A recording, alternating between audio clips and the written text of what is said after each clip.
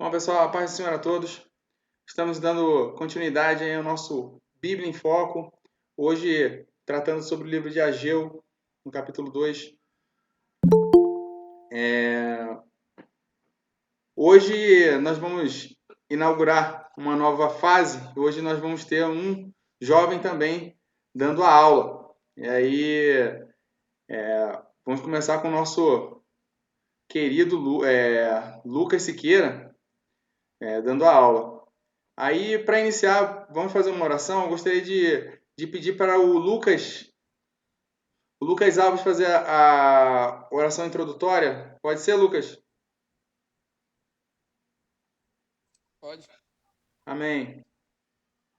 Pode ser, amados irmãos. Senhor, nosso Deus, estamos aqui, Senhor, mais essa noite, para estarmos aprendendo da Tua palavra. Queremos já pedir que o Senhor abençoe a vida do Lucas, a vida do pastor Jonas, que o Senhor possa, Senhor, abençoar a palavra e que possa fazer morada nos nossos corações. Abençoa cada um, que nós possamos ouvir e aprender, todos que já estão aqui, todos que ainda irão chegar, todos que ainda irão entrar. Nós abençoamos a vida de cada um e te agradecemos já, em nome de Jesus. Amém. Amém. Graças a Deus. Aí, só fazer as apresentações iniciais aqui. Estamos aqui com o nosso jovem auxiliar, Lucas Siqueira. Ele que vai estar ministrando aí a introdução para a aula de hoje. E logo após, passando para o nosso professor Pastor Jonas Teixeira. Esse é o meu pai, ele é culpado. Sempre que vocês me virem acertando na escola dominical, foi porque eu peguei bizu com ele. Quando veio errando, é que eu não capturei bem o bizu. Mas é ele que sempre passou para mim desde pequeno. A gente sempre discutia sobre Bíblia lá em casa e isso tem me ajudado bastante.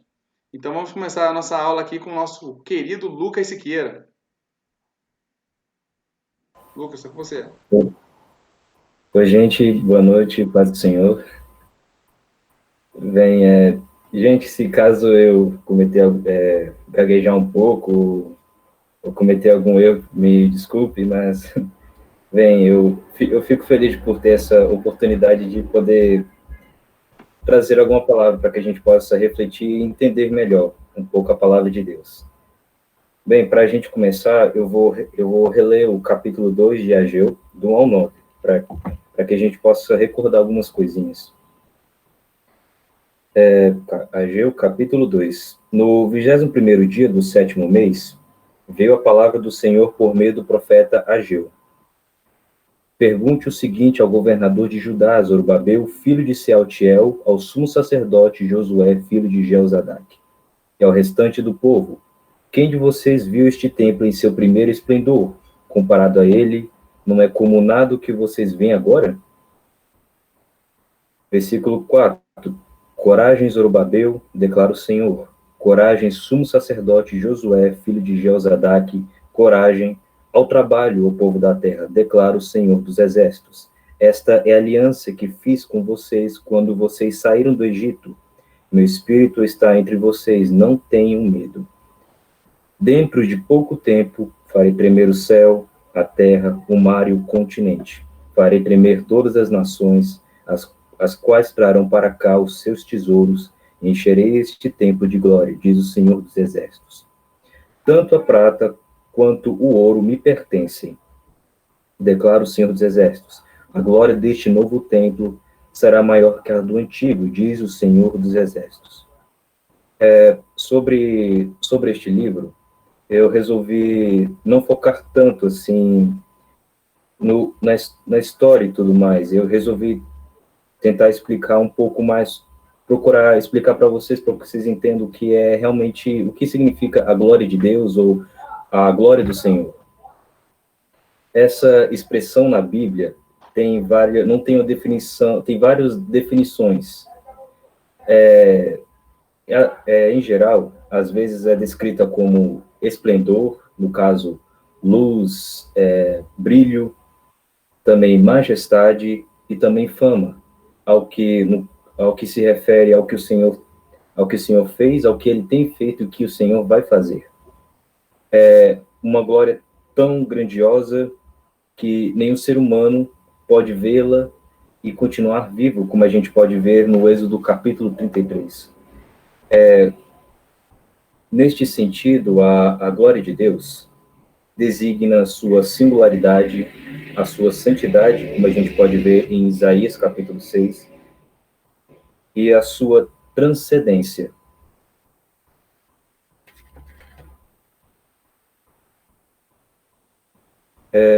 A glória de Deus também se refere à presença visual de Deus entre o seu povo. Em alguns tempos posteriores, no tempo de Êxodo, os rabinos, eles chamavam a glória de Deus de Shekinah. A Shekinah, ela vem do hebraico, que significa, trazendo para o português, que significa habitação de Deus. Shekinah descreve a manifestação visível da presença e da glória de Deus. Tanto no Antigo Testamento como no Novo Testamento, essa presença de Deus visível, muitas vezes se mostra em forma de nuvem, fumaça ou vento tempestuoso e fogo. Como eu vou ler o livro de Êxodo, versículo 24, que é para mostrar como exemplo.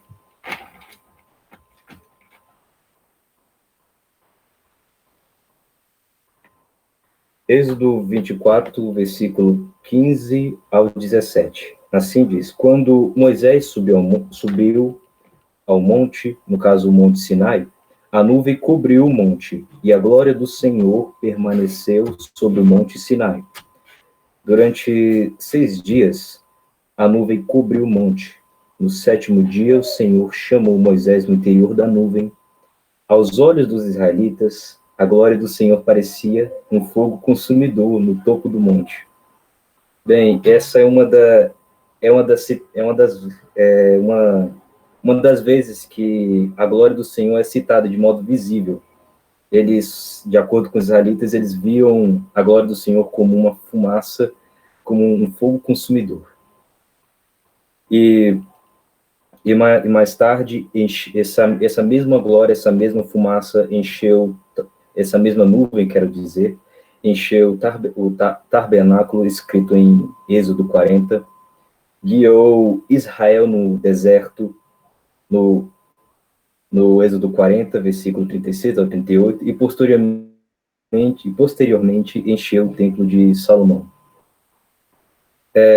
Outro bom exemplo que é citado e também bem conhecido, e também bem detalhado, é sobre a visão que Ezequiel teve no livro de Ezequiel. Ele viu a glória do Senhor. Ele viu a glória do Senhor se levantar-se, afastar-se do templo por causa da idolatria desordenada ali. E o equivalente da glória de Deus no Novo Testamento é Jesus Cristo, que é em carne e em osso, que veio habitar entre nós. Como a glória de Deus em carne e osso, que veio habitar entre nós. Os pastores de Belém viram a glória do Senhor no nascimento de Cristo. Os discípulos viram na transfiguração de Cristo.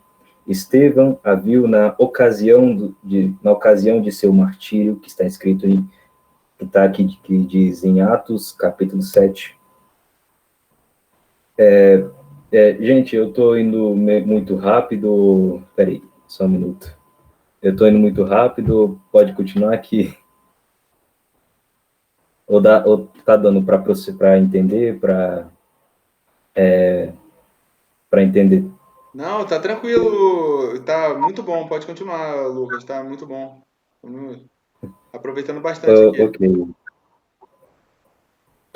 Outro aspecto da glória de Deus, que é citado bastante, é a presença e o poder espiritual.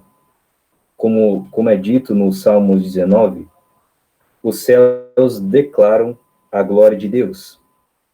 Toda a terra está cheia da sua glória. Mas,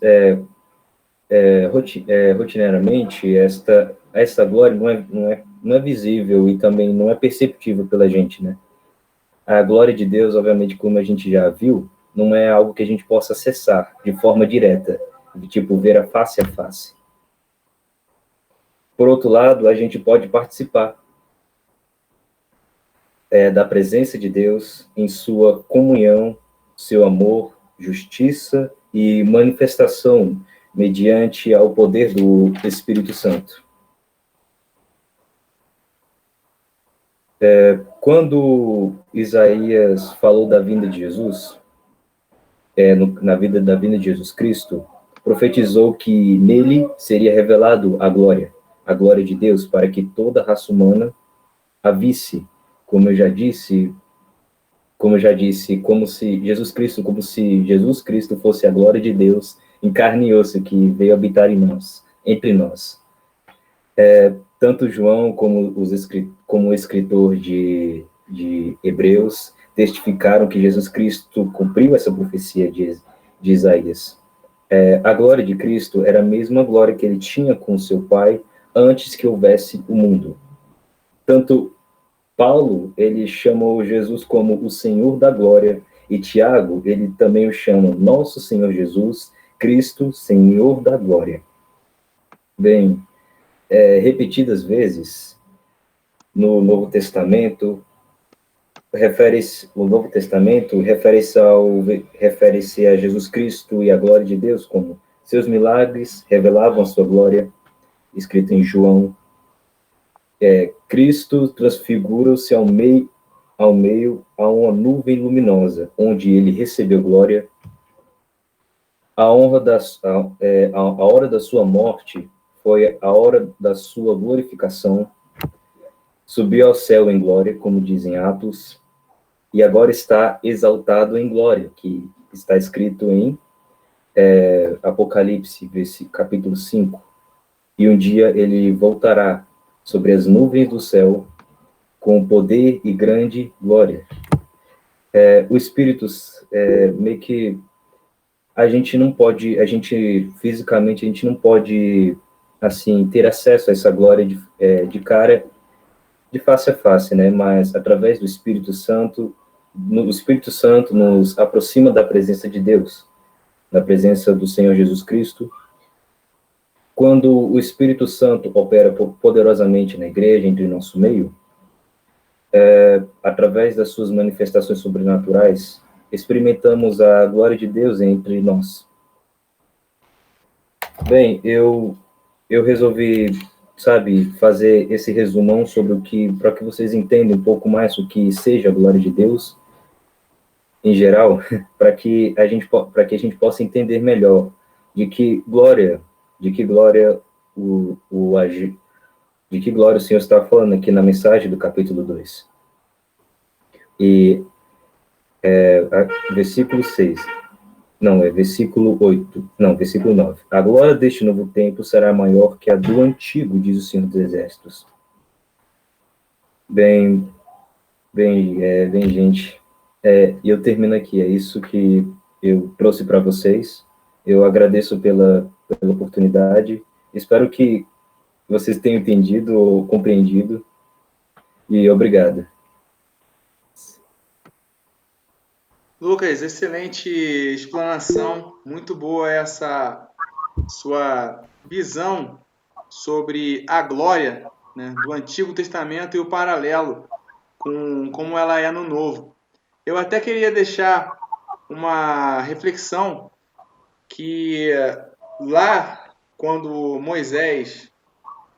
a glória se manifestou para Moisés, o povo ficou com medo, né? Porque eles podiam ser consumidos por aquela glória. E hoje, por que nós podemos nos apresentar diante da glória de Deus e não somos consumidos? Justamente por causa do amor. Então nós não precisamos ter medo desta glória mais.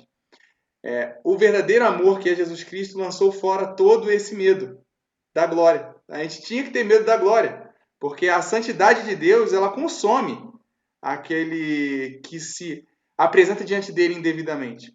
E agora, com o amor de Jesus, foi lançado fora todo esse medo. Inclusive, é o versículo do dia de hoje, né, que eu mandei lá no grupo. Então, o verdadeiro amor de Jesus lançou de nós o medo da glória. Bom, muito obrigado, Lucas. Realmente você despertou algo bom aqui hoje, viu? E nós Que tivemos bom. aqui no chat, né? No chat aqui, o Lucas Alves, glória a Deus. É o nosso brado de guerra, né? Glória a Deus, né? Porque nenhuma glória pode permanecer conosco. A gente tem que reverter tudo isso a Deus. Amém. Gostaria de passar agora a palavra ao nosso pastor Jonas, tá? Que vai complementar aqui a aula. Então, pai, com a palavra, fique à vontade. Tá bom. A paz do Senhor para todos. Estão ouvindo bem? Estão me ouvindo aí? Sim, sim. Sim? Alto e claro. Opa, bom. A paz do Senhor para todos mais uma vez. Desde já fica aqui o meu agradecimento aqui ao convite feito aí pelo meu filho, Jonatas, pastor Adalino, o missionário Sirene, missionário Aaron, o evangelista Jonas, missionária Xênia, e a toda a equipe aí do Bíblia em Focos. Vou colocar aqui uma apresentação aqui. Não sei se tá... Dá para ver aí, daqui a pouco ela entra. Mas enquanto a apresentação está entrando, nós vimos aí que o Lucas, ele falou bastante aí sobre a glória de Deus. Né? A glória de Deus no Antigo Testamento, a glória de Deus também no Novo Testamento. E esse livro do profeta Ageu, ele fala justamente disso, sobre a glória deste último tempo. E é interessante que o profeta Ageu, ele é um profeta chamado profeta pós-exílio. Profeta que Deus usou após o povo judeu ter saído lá do cativeiro babilônico. E aqui já fica logo um adendo, um aprendizado para nós, que não foi o povo de Israel que foi para o exílio babilônico. Quem vai para o exílio babilônico é o povo judeu. Ficaram lá 70 anos. E o povo de Israel, ele vai para a Síria. E é interessante que a gente entenda isso, porque entendendo Professor, esse... nós já estamos vendo a apresentação do senhor. Só clicar ali embaixo. É só clicar no PowerPoint que está aberto ali embaixo. Isso, perfeito. É isso aí, Jonathan. Vai me auxiliando aí. Agora só dá isso, F5, ok. Então, entende? Então, o povo de Israel vai para a Síria, o povo judeu vai para a Babilônia, fica lá 70 anos, e após 70 anos ele volta para quê? Para construir ou reconstruir o templo que fora destruído por Nabucodonosor. E é interessante que, após esses 70 anos, o povo é liberado por Ciro, e a finalidade dessa liberação de Ciro foi para que eles fossem para Jerusalém fazer o quê? Reconstruir o templo, os muros. Tá? A prioridade era a reconstrução do templo. E no primeiro capítulo do livro de Ageu, como foi bem ministrado há uns 15 dias atrás pelo missionário Aaron, nós vimos que o povo chega naquele lugar, a intenção, a finalidade da ida era a reconstrução do templo. Porém, quando esse povo chega lá em Jerusalém, começa a reconstrução do templo, E logo parece a oposição. E por que a oposição? Porque, como eu disse anteriormente, o povo judeu foi para a Babilônia, mas antes desse povo judeu ir para a Babilônia, o povo de Israel tinha ido para a Síria. E o rei da Síria faz o quê? Ele pega um povo dos outros povos que ele tinha conquistado e coloca em Samaria. E fica aquele sincretismo lá em Samaria, e o povo judeu rejeita esses samaritanos. Eles não querem nem conversa com eles. E vai para o cativeiro. Quando volta, o povo que estava lá se prontifica a ajudar. Mas Esdras diz, olha, vocês não têm parte conosco, que é um povo misturado, então vocês não têm parte conosco. E por causa disso eles fazem uma oposição. Mandam uma carta para o rei, e o rei proíbe a reconstrução do templo. Com isso, eles ficam em torno de 17 anos. E ao invés de reconstruir o templo, eles passam a reconstruir as suas casas. Aí vem aquela repreensão que está lá em Ageu, no capítulo 1, falando que eles deixaram de construir a casa de Deus para reconstruir as suas casas. E as casas deles já estavam estucadas, já estavam tudo e o templo parado. E agora, no capítulo 2, o Senhor levanta o profeta Ageu. E é interessante que o versículo, como foi bem lido aí pelo nosso amado Lucas, ele mostra que é no 7º mês, ao 21º do mês, quando vem a palavra do Senhor pelo ministério do profeta Ageu. Então aqui, eu coloquei logo aqui no slide seguinte, um calendário para vocês terem noção de como a coisa de Deus funciona de uma forma maravilhosa. Aí está o calendário judaico. E nós vamos ver que o primeiro mês é o mês de Nissan, o segundo mês é o mês de Iyar, o terceiro mês é o mês de Sivan, depois o mês de Tamuz, Ab. Estou falando ele já numa tradução já em português, porque na verdade é Av, Elu, Tisri, Masquesvan, Quisleu, Tebet, Sabat e Adar. Então, nós vemos que ele está falando aqui que é no 21º dia do primeiro mês. E por que 21º dia do primeiro mês? Porque nesse dia, segundo a lei judaica, era comemorada a festa das cabanas, ou a festa das colheitas. Então, é um dia de festa, era uma festa muito especial para eles.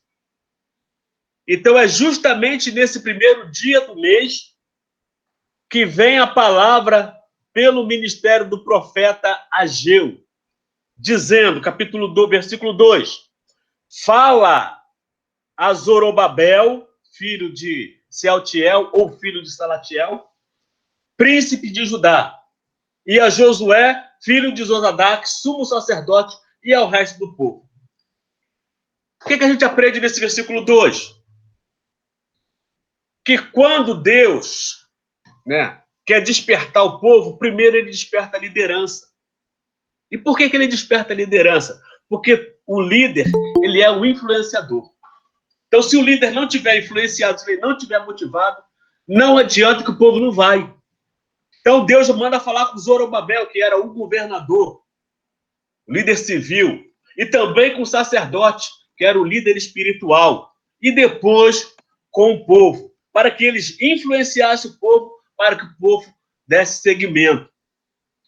E é interessante que no versículo 3, ele faz uma pergunta: quem há entre vós que, tendo ficado, viu esta casa na sua primeira glória? E como vede agora? Não é esta como nada em vossos olhos comparada com aquela? Então, o profeta começa a se comunicar com o sacerdote e com o povo, e ele faz menção do primeiro templo, que foi o templo de Salomão. Vocês conhecem a história?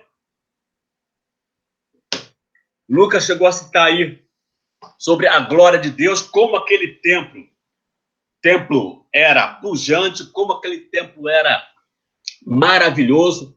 Salomão fez aquele templo e ele foi uma das maravilhas do mundo antigo.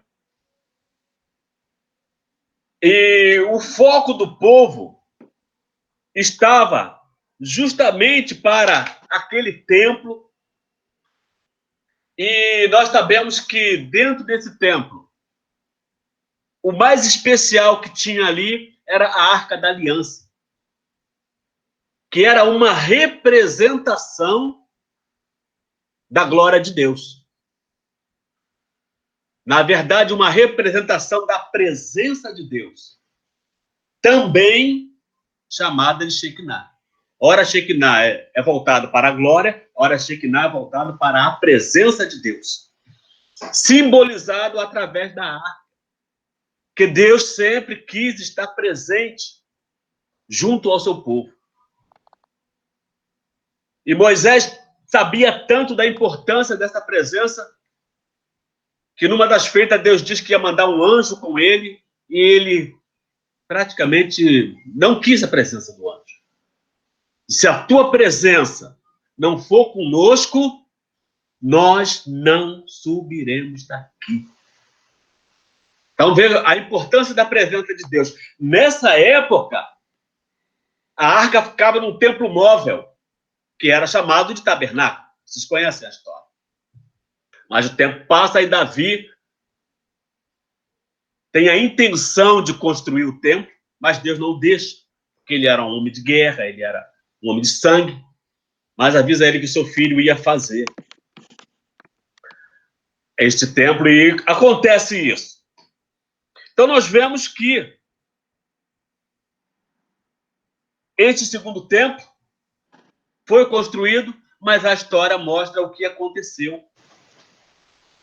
E ele acaba o povo indo para o cativeiro, e antes mesmo do povo ir para o cativeiro, este templo ele é destruído por Nabucodonosor.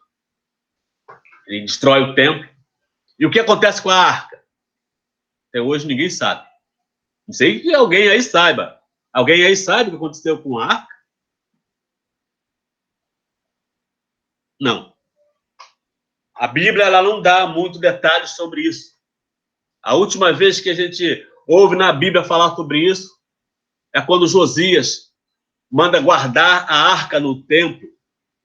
E Jeremias, profetizando para o futuro, ele diz que no futuro o povo não precisaria mais da arca. E nós vamos ver o porquê daqui a pouco. Então, o versículo 3 tem essa pergunta: como é agora esta casa, a vossos olhos, comparada com aquela? É o mesmo que nada.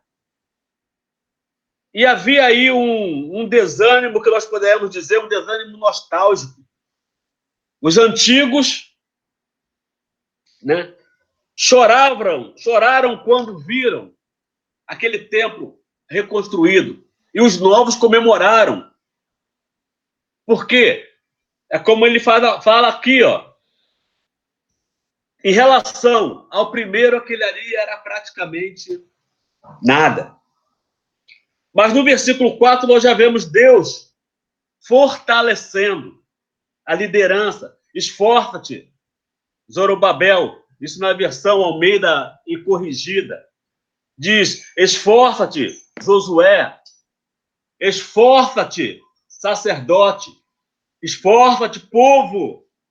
Diz o Senhor, e trabalhai. Por quê?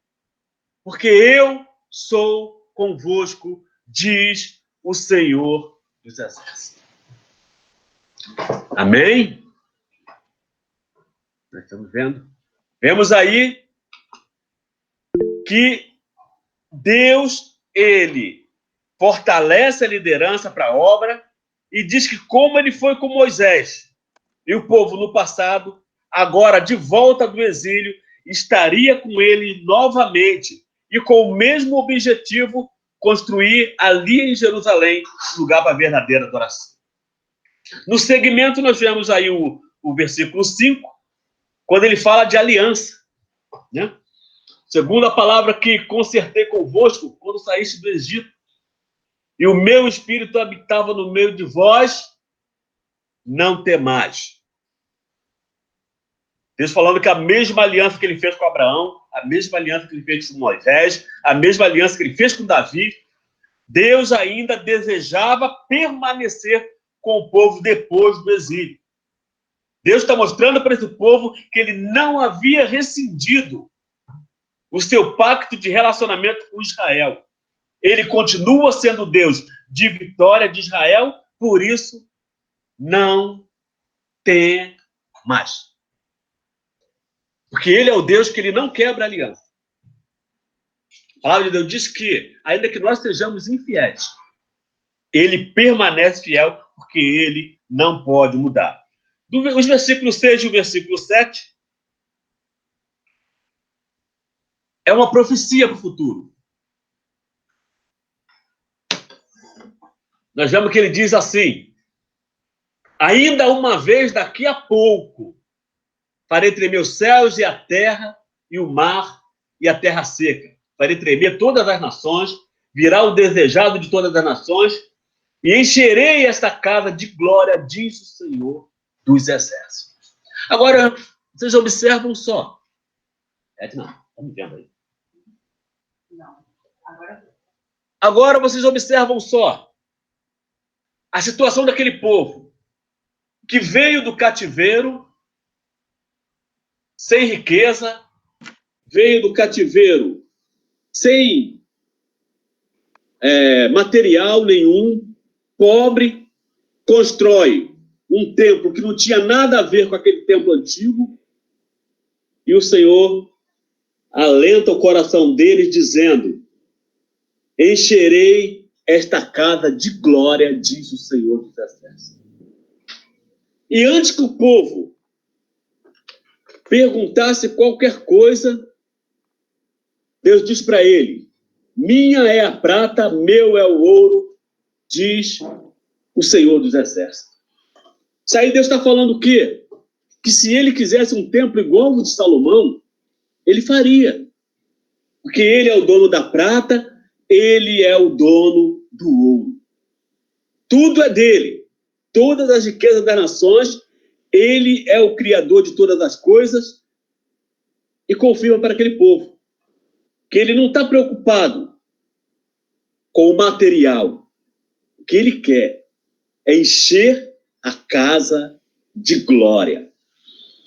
Aí vem o versículo que eu considero o versículo-chave.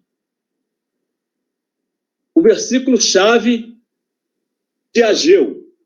Um dos mais conhecidos versículos de Ageu. O versículo 9. Que na versão Almeida Corrigida, ela diz: a glória desta última casa será maior do que a da primeira, diz o Senhor dos exércitos, e nesse lugar darei paz, diz o Senhor dos exércitos. Então nós observamos aqui que é um versículo chave e um versículo muito conhecido. Porém, o que chama a atenção nesse versículo é que muitos não atentam que esse versículo é um versículo profético. Na realidade, o livro de Ageu, ele é um livro profético. Então, qual é o cuidado que nós temos que ter? Quando o livro ele é lei, quando ele é histórico, quando ele é poético, então, como é o caso, a Bíblia tem essas divisões, né? Os livros, as leis estão lá no Pentateuco, de Gênesis a Número. os livros históricos de Josué até Esther, os livros poéticos, os Salmos, entendeu? E Eclesiástico e os Cânticos. Quando esses livros têm essa configuração, ele não é assim, eu posso dizer para vocês assim, ele é tranquilo de você entender. Não tem muita coisa que você fazer com relação a esses livros. Um exemplo, vamos citar aqui um livro poético, um poema, Salmo 23. O Senhor é meu pastor, nada me faltará. Tranquilo, entendeu? Você já deve ter visto várias pregações sobre o Salmo do Pastor, o Pastor do Salmo, mas ele é poético. Quando se trata de um livro profético, aí o cuidado tem que ser redobrado. E por quê? A palavra de Deus diz lá em 1 Pedro, no capítulo 1, de versículo 20, que nenhuma profecia ela é de interpretação humana. Homens inspirados por Deus foram revelados por Deus. Então, daí o cuidado. Este versículo 1 e 9, nós temos visto muitos equívocos. Porque muitos costumam dizer: a glória da segunda casa será maior do que a primeira. Sem dúvida, vocês já ouviram isso.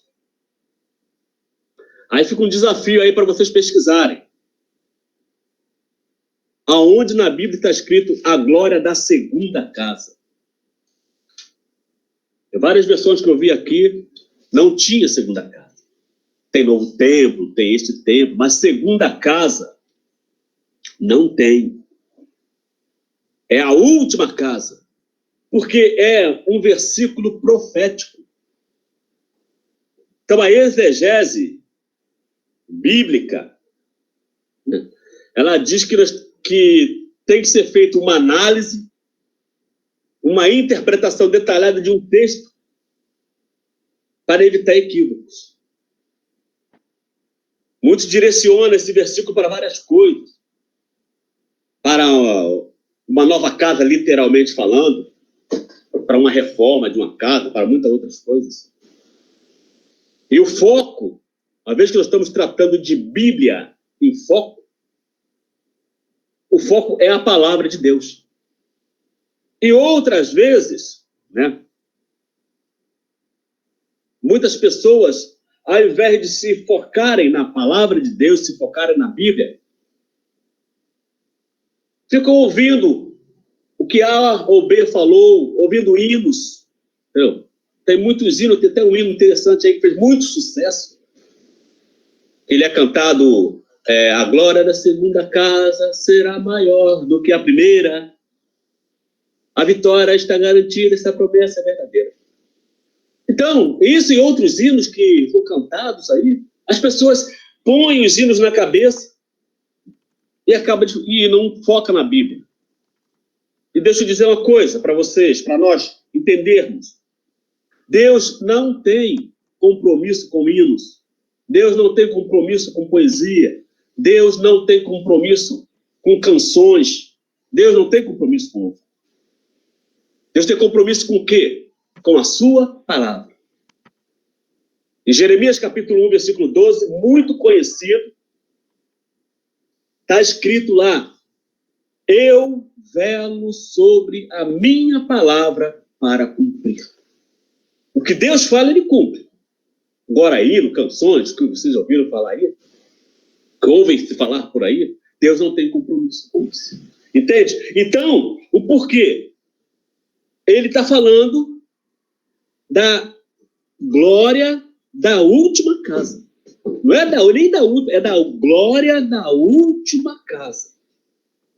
E como se comprova isso?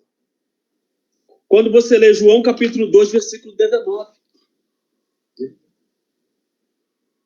quando Jesus disse, derruba este templo, e em 3 dias eu edificarei. E muitos, como muitos não entendem, achavam que ele estava falando do templo. Mas não, ele estava falando dele, de Jesus. Aí eu lanço uma pergunta para vocês. Quando que esse versículo, a glória desta última casa será maior do que a primeira, quando que este versículo começou a se cumprir? Alguém se atreve aí a responder?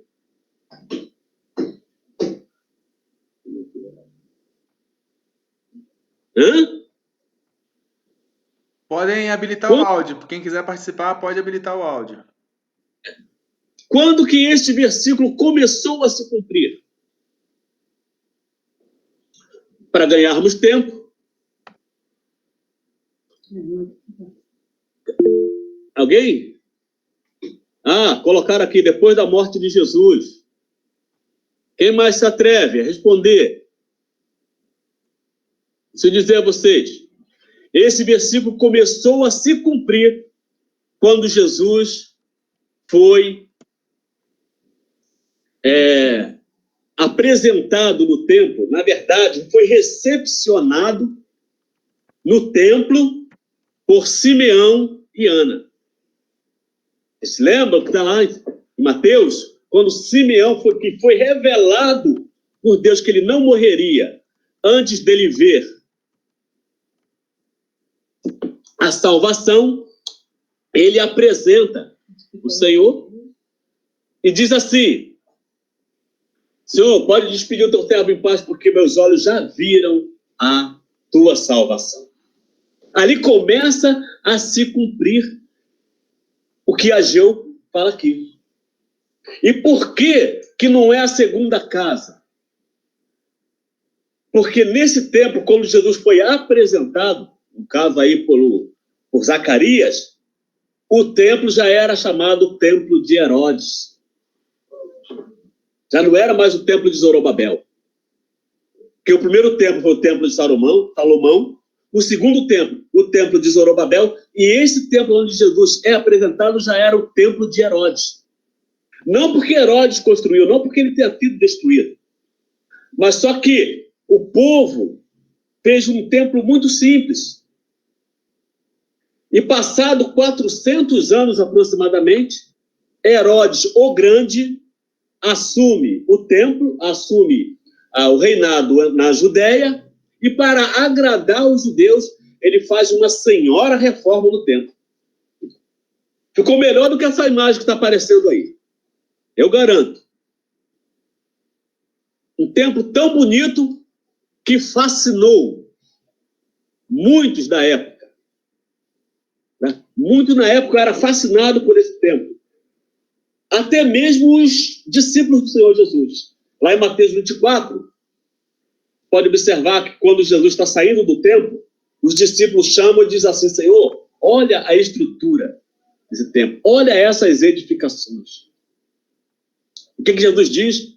Não ficará aqui pedra sobre pedra que não seja derrubada. Porque o foco dos judeus era o templo. E o que Ageu diz, o que Ageu fala, o que Ageu direciona é para a glória do templo. E quem era esta glória? O próprio Senhor Jesus.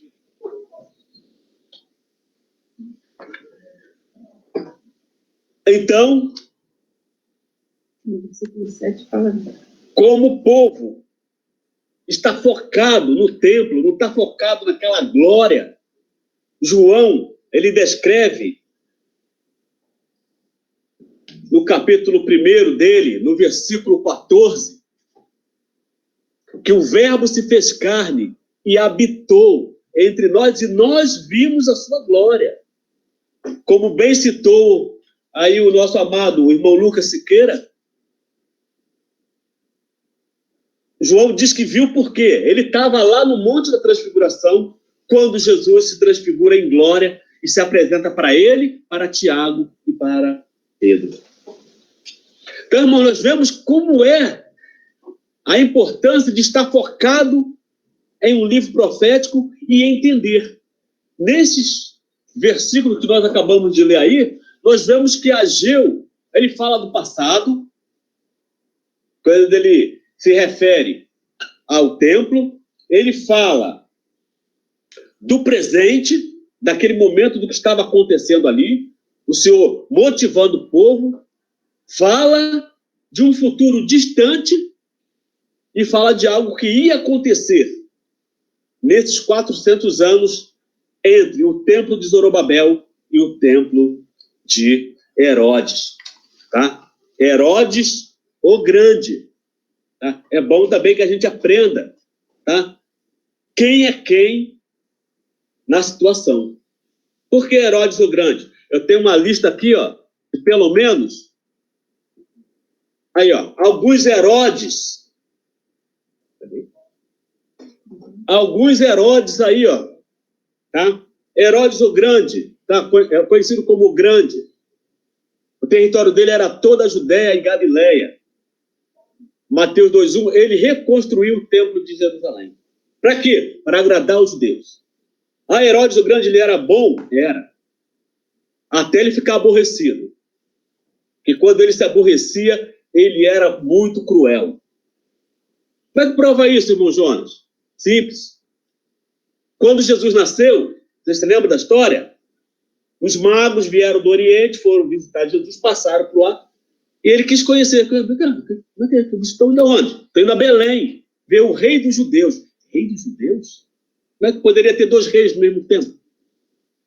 Aí ele fala, vocês vão lá, adoram, e depois vem aqui que eu quero também adorar o novo rei. Aí o que acontece? Vocês conhecem a história. Os magos são avisados para não voltar, porque na verdade ele queria matar o menino. E os magos vão por outro caminho. E quando ele vê que foi enganado pelos magos, o que ele faz? Manda matar todos os meninos de 2 anos para baixo. José e Maria, alertado por Jesus, ele vai para o Egito e fica lá. Aí você vê o que acontece. Na sequência da leitura do Novo Testamento de Mateus, aí vocês veem assim, passado um tempo, o anjo chega para José, para Maria, diz, pode voltar para Jerusalém, porque aqueles que queriam a morte do menino já morreu. Aí você chega, daqui a pouco encontra um outro Herodes, aquele que mandou matar João. Entende? Então tem Herodes o Grande, o Herodes Arquelau, que era mais cruel do que o seu próprio pai, o Herodes o Tetrarca. Por que Tetrarca? Tetra vem de 4, arca vem de governo, 4 governo, porque a Judéia foi dividida em 4 territórios. Depois tem Herodes Agripa, depois tem Herodes Agripa II, como está aí no slide. Tá? Herodes, que no início era um nome, passou a ser um título, como era o faraó, como eram os Césares. Tá? Bíblia em foco também é cultura. Vamos para a gente aprender. Então, o foco agora fica nisso aqui, ó. A glória desta última casa será maior do que a primeira. Jesus se apresenta no templo, diz, derribai esse templo e em 3 dias o levantarei. Não entenderam. A resposta do povo está lá em João capítulo 2, versículo 19 e 20, quando ele diz, poxa, levamos 46 anos para construir esse templo e agora ele diz que vai derrubar esse templo e fazer em 3 dias. Profético. Se conhecessem as Escrituras, eles não teriam desse engano. Por isso Jesus diz, examina as Escrituras. Quando o crente examina as Escrituras, ele não fica propenso a esses equívocos que acontecem por aí. Jesus está falando dele, Jesus segue falando dele, segue mostrando que agora, porque a glória agora está maior? Porque no Antigo Testamento, a glória era uma representação. Ali na arca. A arca não era a presença. A arca era uma representação, um símbolo, entendeu? Uma sombra, como está escrito lá em Hebreus. Agora não é mais sombra. Agora é a realidade. A realidade chegou, habitou entre nós. Agora não era mais a arca, agora era Jesus. E templo é o quê? O significado principal de templo é o local onde a glória de Deus ela é manifestada. Então a glória se manifesta e eles não percebem, porque o foco estava errado. O foco estava no templo e a presença de Deus, que era mais importante. Eles não se focaram nisso. Agora não é mais uma representação, agora é a realidade. A arca era isso, símbolo da presença de Deus, também chamada de Shekinah. E Jesus, ele era o Emanuel, que significa a real presença de Deus conosco. Quem está atento às profecias, quem estava ligado às profecias, entenderam que aquilo ali era Jesus. Só que a maioria não estava. 400 anos se passaram. Mas a palavra de Deus, ela se cumpriu. A partir do versículo, no segmento dos versículos, nós vamos ver que ele diz: farei tremer as nações, virá o desejado das nações, encherá essa casa de glória. Minha prata, meu ouro, já tem sobre isso. Depois os outros versículos, para fechar este capítulo, dentre muitas coisas que nós vemos aí, nós vemos no versículo 20, uma outra profecia bem parecida com essa, quando ele fala para Zorobabel, mas antes mesmo disso, em rápidas palavras, vou dar uma volta aqui, porque Ageu, ele faz uma repreensão e uma promessa de bênção a este povo. Está entre o versículo 10 e o versículo 19, que eu destaco aqui. O versículo 10, que ele diz: ao 24º dia do mês 9. Aí, se você tem um calendário desse, você vai ver que o 24º dia do mês 9, ele está falando no mês de Quisleu. Não é isso? A palavra do Senhor vem ao profeta Ageu, e ele faz uma pergunta. Pergunta agora os sacerdotes acerca da lei, né? Pergunta e faz uma retórica, né? Se alguém leva carne santa na aba das suas vestes e com a sua aba tocar no pão, no guisado, no vinho, ou no azeite, ou em qualquer outro mantimento, este mantimento fica santificado? E eles dizem não. Aí ele faz a outra pergunta: e se alguém que tinha se tornado impuro por um contato com o corpo, está fazendo uma referência ao que está escrito lá em Levítico e em Números, tocar em alguma dessas coisas, fica imundo? E o sacerdote diz: sim, fica imundo.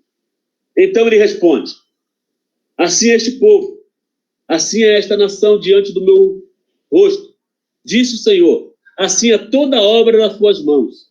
Tudo o que eles oferecem está imundo. Por quê? Ele faz essa pergunta. Porque o povo volta do cativeiro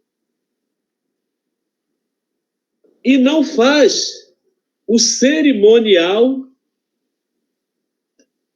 da purificação.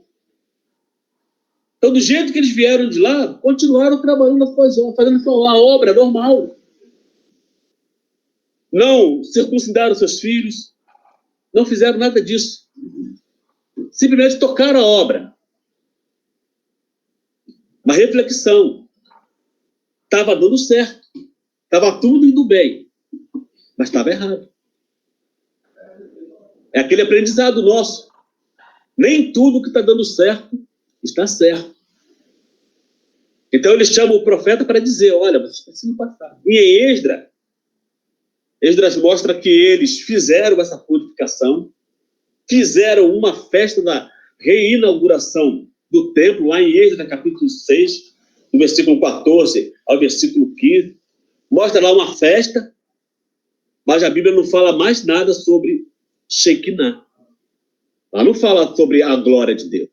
A festa foi muito boa, houve muita alegria, houve um contraste, porque os antigos choraram muito e os novos comemoraram, mas não houve Shekinah. E por que não houve Shekinah? Porque a arca já não estava mais ali. A arca desapareceu. Aonde, irmão Jonas? Não sei. Se alguém souber, depois manda aí um zap para mim.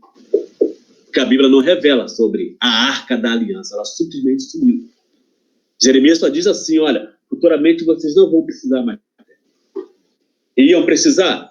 Não, por quê? Porque agora não é mais a representação presente. Agora é o Emanuel conosco. É Deus conosco. Para finalizar, é um livro maravilhoso. Mas antes disso, Deus faz uma promessa para Zorobabel, dizendo que ele seria um anel de selar, no versículo 23. O último versículo de Ageu 2. Anel de selar, todo mundo sabe que era um símbolo de valor nos tempos dos reis. O que o rei selasse com aquele anel seria selado. E por que ele fala isso para Zorobabel? Porque Zorobabel é o remanescente da família de Davi. Ele é neto de Jeoaquim, o último rei de Judá. E se ele pertencia a esta família real, né? Ele é, portanto, da família real de Davi, ele faz parte da genealogia do Senhor Jesus, que vocês vão encontrar lá em Mateus capítulo 1, versículo 12, e Lucas capítulo 3, versículo 27. Tá? Esse pequeno livro de Ageu, ele reside no fato de que o plano divino para o futuro ainda está em andamento. Tá? Por quê? Porque é uma promessa, que ele vai remover nações, que ele vai fazer isso. Uma parte dessa promessa já se cumpriu. Nesses 400 anos, entre a reconstrução do templo de Zorobabel e a chegada da glória de Deus do Messias. As nações, quais foram as nações que caíram? Nós estamos aí com Dario, rei dos Medos e dos Persas. Logo depois, os Medos e os Persas são conquistados. Por quem? Pela Grécia, com Alexandre o Grande. Mas Alexandre o Grande também cai, a Grécia cai. E quem assume o poder? O Império Romano. E quando Jesus nasce, quem está no poder é o Império Romano. Então, ó, nações já tinham sido removidas, reis já tinham sido removidos, e aquilo que o Senhor prometeu através de Ageu se cumpriu. Por quê? Porque ele vela pela sua palavra a cumprir. Então, aquilo que ele prometeu, ele cumpre. Aquilo que ele falou, ele fala, porque ele não rescinde a sua aliança. Aquela aliança que ele fez com o povo de Israel no passado foi válida. A glória dele esteve presente com o povo. No tabernáculo, templo móvel, no templo de Salomão, o templo foi destruído, eles foram para lá, o cativeiro, voltaram, reconstruíram o templo de Zorobabel, e a promessa de que a glória da última casa seria maior do que a primeira se cumpriu, e hoje o templo não é pedra, não são tijolos, o templo agora somos nós. O apóstolo Paulo diz que nós somos o templo do Espírito Santo que habita em nós. E o Espírito Santo é aquela pessoa que veio ficar no lugar de Jesus, promessa dele. Eu volto para o Pai, mas enviarei o Consolador que vou ficar com vocês. Está comigo, está com cada um de vocês que estão aí nessa live, nesse Bíblia em Foco, aprendendo da palavra de Deus. A promessa dele é fiel. Estou com vocês até a consumação do século. Amém? Que Deus em Cristo abençoe cada um de vocês. Fica aqui o meu agradecimento à liderança do Bíblia em Focos. E se vocês quiserem fazer alguma pergunta, estou à disposição.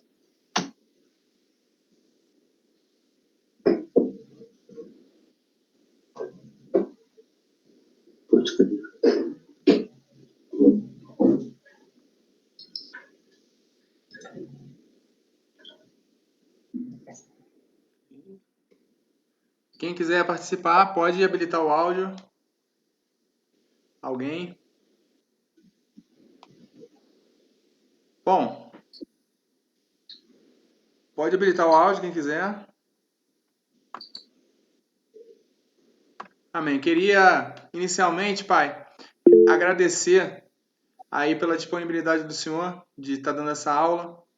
Queria dizer que realmente foi muito edificante e o Lucas Sá, que é o grande responsável aí pela elaboração do currículo, ele está de testemunha de como que foi o colocado, né, a glória do Antigo Testamento e do Novo Testamento pelo nosso amigo amado Lucas Siqueira, e com essa finalização com a parte histórica, e com a aplicação prática dessa parte histórica que tem para todos nós.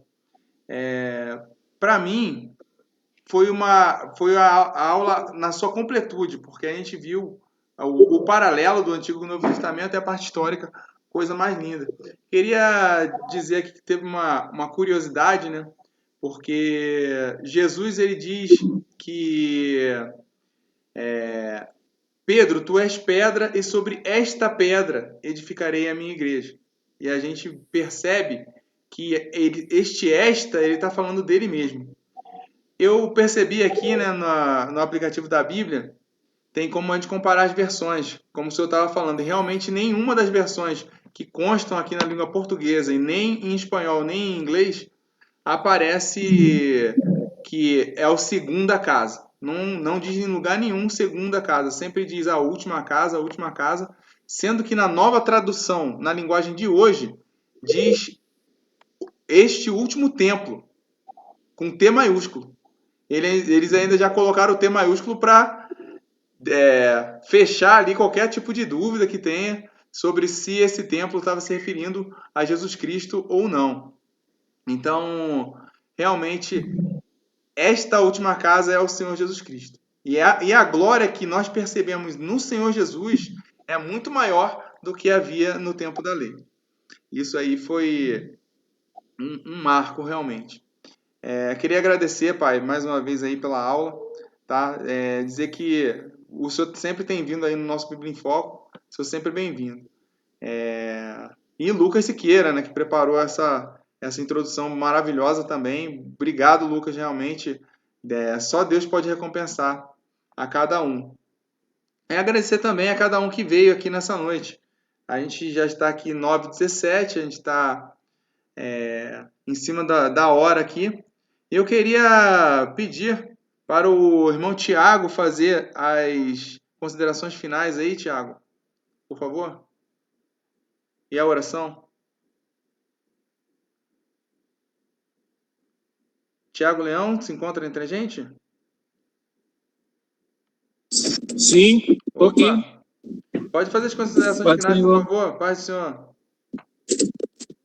Estava parando o carro aqui. Eu assisti boa parte da aula, né? Achei a exposição exemplar, né? Acho que a gente podia seguir essa ideia aí, que foi muito boa a exposição. Vamos fazer a oração, né? Para o encerramento, não é isso? Senhor, estamos na Tua presença nessa hora, queremos agradecer, Senhor, por estes momentos, Pai, que tivemos na Tua presença, que o Senhor possa continuar, Pai, ministrando a Tua palavra aos nossos corações, fazendo o Senhor germinar tudo aquilo que o Senhor tem plantado, Senhor, tudo aquilo que o Senhor tem revelado, Senhor, através da Tua palavra, que o Senhor possa confortar os nossos corações, Senhor, neste momento de dificuldade que nós vivemos. Meu Deus, mas que o Senhor possa, em nome de Jesus, nos fortalecer, Pai, para que estejamos firmes na rocha. Pai, não venhamos vacilar, Senhor, em meio, Senhor, a tudo que temos enfrentado. Assim nós te pedimos, Senhor, guarda os teus filhos, todos que estão assistindo, meu Pai, que o Senhor possa continuar ministrando o teu Espírito Santo, Pai, sobre nós, para que estejamos ligados, Senhor, naquilo que o Senhor nos fala, Senhor, através da tua palavra, em nome de Jesus. Amém.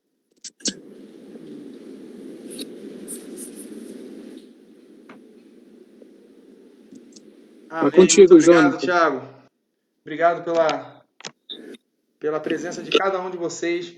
Eu queria só fazer um anúncio antes de terminar aqui o nosso Bíblia em Foco hoje. Como todos nós sabemos, o pastor presidente da nossa igreja ele se encontra entubado. Ele está entubado no hospital por causa do Covid-19. E agora à noite, não sei quem pode estar nos grupos, o Aaron ele convocou um jejum de meia-noite a meio-dia.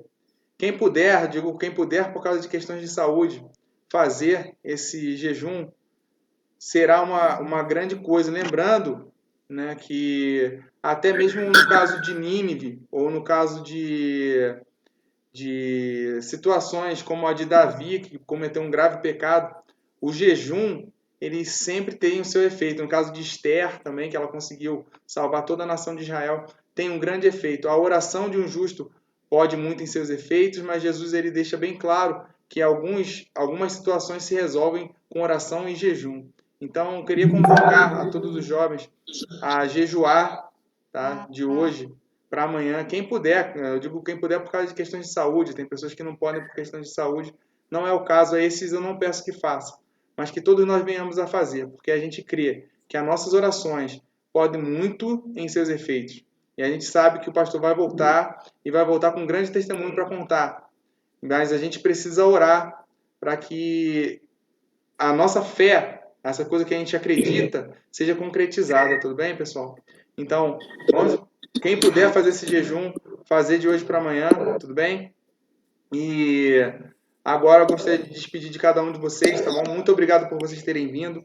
Mantenham suas orações, mantenham-se na prática da palavra, que a palavra diz que a oração de um justo pode muitos seus efeitos, e eu sempre digo que imagine então uma comunhão de justos, né? Vários justos. Então, por favor, orem pelo nosso pastor. E agora eu gostaria de agradecer também aqui a presença, né, de Cláudio Alexandre, o vice-líder lá de Santa Maria 315. Seja bem-vindo, Cláudio. Débora Cristina, muito obrigado por ter vindo novamente. Minha mãe, Edna Guzmão, Estefânia Angélica, Esther França, muito obrigado pela presença de todos. Gabriel França, Isabela Sanches, Lucas Alves, muito obrigado pela elaboração do currículo, viu, Lucas? Lucas Siqueira, excelente introdução, excelente aula. Você sabe que Deus tem um chamado. Deus tem um chamado para todos nós. A gente sempre investindo e sempre procurando. Sempre investindo, sempre procurando. Paulinho, Paulo Silva, obrigado pela presença. Tiago Leão, obrigado. Xênia Teixeira, obrigado. Fiquem com Deus. E até a segunda-feira que vem, se Deus quiser.